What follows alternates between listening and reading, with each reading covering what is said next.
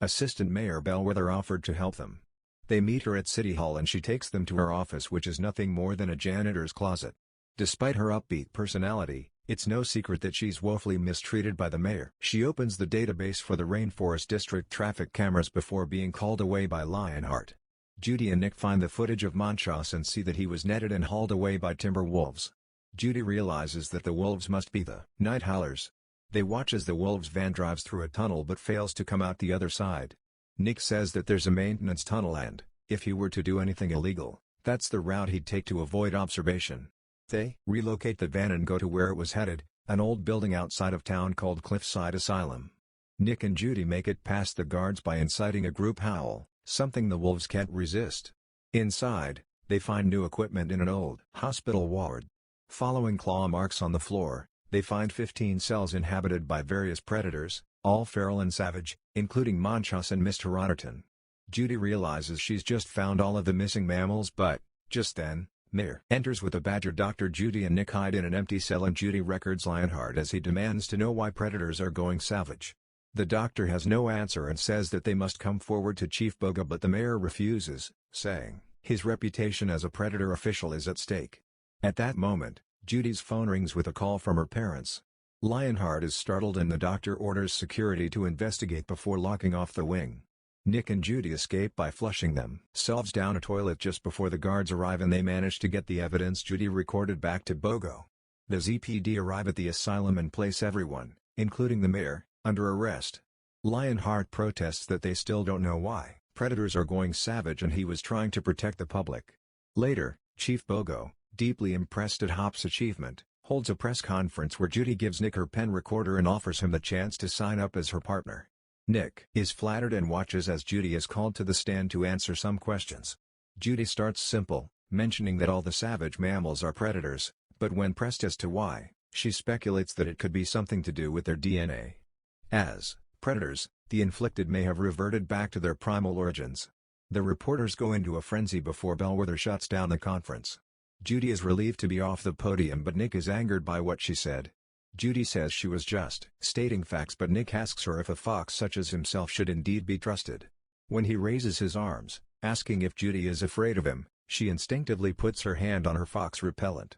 He hands her back the application, telling her that at best she doesn't have a predator for a partner, before leaving. A wedge is driven between the predator and prey populations, with prey acting fearful against all predators. Gazelle hosts a peaceful protest against discrimination, despite backlash, and savage attacks continue in the city as more predators go primal. Judy feels responsible for the ensuing tensions between the animals and goes to see Mrs. Otterton, where she's watching Emmett meander mindlessly in his hospital room. At the police station, Judy is summoned by Bogo to see the new mayor, Bellwether. Bellwether explains that with the population in Zootopia being 90% prey, she wants Judy as the face of the ZPD to inspire hope. But Judy claims that she's no hero and says she's done the opposite of what she wanted, to make the world a better place. She says a good cop should help the city, not tear it apart, and hands over her badge before leaving. Judy returns to Bunny Burrow where she manages her parents' vegetable stand. She wonders aloud to them how she ever thought she could make a difference, but they console her as a pie truck pulls up. As the driver, a grown Gideon Gray, gets out, Judy's parents explain that they've partnered up with him and never would have done so had Judy not opened their eyes. Gideon apologizes to Judy for what he did when he was younger, stating that his own insecurities manifested into unchecked rage, but Judy forgives him and says she knows a thing or two about being a jerk. Just then, some bunny children run through the field behind them and Judy's father warns them to stay away from the growing Midnicamphum holocysthias near the edge. Gideon laughs and says his family just called them night howlers. Judy perks up at this and her father explains that the flowers keep away pests but are toxic. His brother Terry ate one and went into a rage, biting Judy's mother. Judy realizes that the night howlers weren't the wolves, they were flowers. Not only that, but they make animals go savage. She grabs the keys to the truck and races back to Zootopia. She finds Finnick and he points her to Nick, sitting in the sun beside a small bridge. Judy runs up to him and reveals the truth about the night howlers, but he walks away. Desperate, Judy apologizes to him and says she needs his help. She begins to cry and admits that she was a jerk to him and really is a dumb bunny, as he once said. Nick doesn't seem to react until he replays a recording of her repentance and holds up her pen recorder, enabling that, and smiles, saying he'll erase it after 48 hours, before embracing a profoundly relieved Judy. They climb into the truck and Nick helps himself to some of Judy's blueberries while she shows him a picture of the weasel thief she caught stealing the Midnicapum Holocethias, Duke Weaselton. They find him on a street corner selling bootleg DVDs such as Wrangled, Pig Hero 6, and Meowana.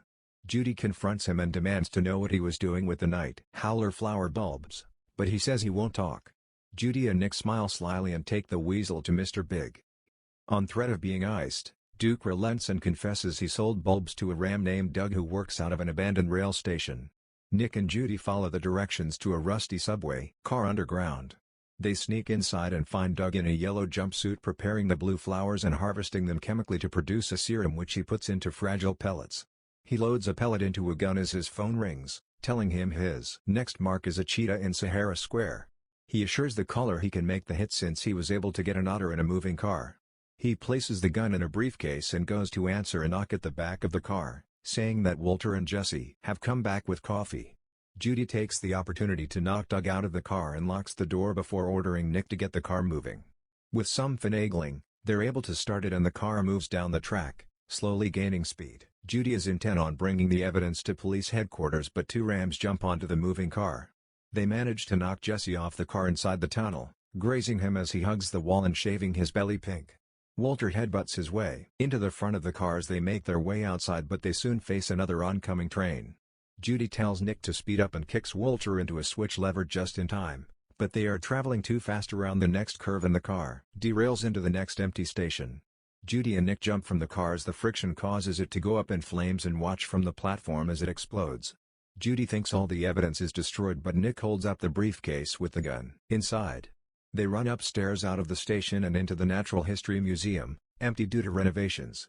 As they near the exit toward the police station they are called from behind by Mayor Bellwether, accompanied by two rams in police uniform. Bellwether thanks Judy for discovering the perpetrators behind the Predator conspiracy and reaches for the briefcase but Judy wonders aloud how she knew where to find them. They edge toward the exit but are blocked by a disheveled Walter. Realizing Bellwether was behind the plot all along, Judy and Nick run and attempt to hide down a corridor. Along the way Judy runs into a protruding mammoth tusk and cuts her leg. Nick pulls a handkerchief out of his pocket, blueberries spilling everywhere, and bandages Judy's leg but she tells him to leave her since she can't walk. They try to think of something as they are surrounded by the sheep. Bellwether calls out to Judy, saying that in the city prey outnumber predators 10 to 1. They need to band together to end their mistreatment against the more powerful and loud predators and, once united, will be unstoppable. Judy and Nick run for it but are knocked into a sunken diorama and Nick drops the briefcase. Bellwether retrieves it and looks down on Nick and Judy before taking aim with the gun and shooting Nick. The blue solution covers his neck and he trembles while Bellwether calls the police and feigns alarm, saying Officer Judy is down and being attacked by a savage fox. Judy tells Bellwether her plan won't work as Nick advances on her, growling. Bellwether says that fear always works and, with a predisposition to savagery, predators will be forced out of Zootopia and she'll dart everyone to keep it that way. Nick then lunges at Judy and puts his jaws around her neck, but just as quickly releases her as Judy puts on a dramatic performance. Nick and Judy then reveal they switched out the serum in the gun with blueberries and have recorded everything Bellwether said on Judy's pen recorder. Horrified, Bellwether backs up to flee only to be stopped and arrested by the responding ZPD. On the news, an anchor reads that Bellwether was charged for masterminding the savage predator conspiracy. It is announced that an antidote has been created with positive effects. Judy goes to the hospital where she sees Emmett Otterton recovering and embracing his concerned wife. Months later, Judy, a police officer again and much wizened by her experience, addresses the new police academy graduates, one of them being Nick Wilde. She says, "When I was a kid, I thought Zootopia was this perfect place where everyone got along and anyone could be anything. Turns out, real life's a little bit more complicated than a slogan on a bumper sticker. Real life is messy. We all have limitations. We all make mistakes, which means, hey, glass half full. We all have a lot in common. And the more we try to understand one another, the more exceptional each of us will be. But we have to try. No matter what type of animal you are, from the biggest elephant to our first fox, I implore you, try. Try to make a difference. Try to make the world a better place. Try to look inside yourself and recognize that change starts with you. It starts with me.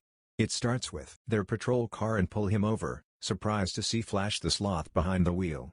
Flash smiles slyly at Nick and the credits roll as Gazelle performs Try Everything at a concert in Zootopia with everyone in attendance save for Bellwether, who watches the show on TV from prison. Thank you for watching. Like and subscribe for more videos like